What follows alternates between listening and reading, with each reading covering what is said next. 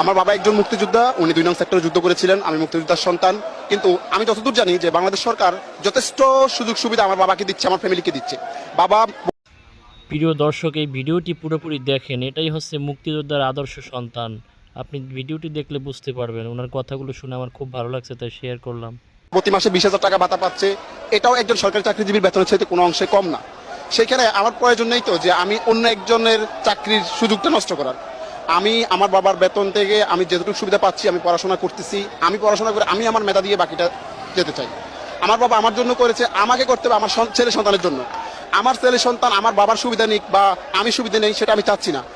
এই দেশ সবার দেশ, সবারই অধিকার আছে। বিশেষ করে যারা মেধাবী, প্রতিনিয়ত আমরা দেখি, আমি হলে থাকি, ঢাকা ইউনিভার্সিটি স্টুডেন্ট, আমি দেখি যে আমার ভাইয়েরা কি পরিমাণে কষ্ট করতেছে, আমার সিনিয়র জুনিয়র বেসমেটরা প্রতিনিয়ত কি পরিমাণ কষ্ট করতেছে একটা চাকরির জন্য। সেইখানে আমি কেন পরিশ্রম বিনা আমি কেন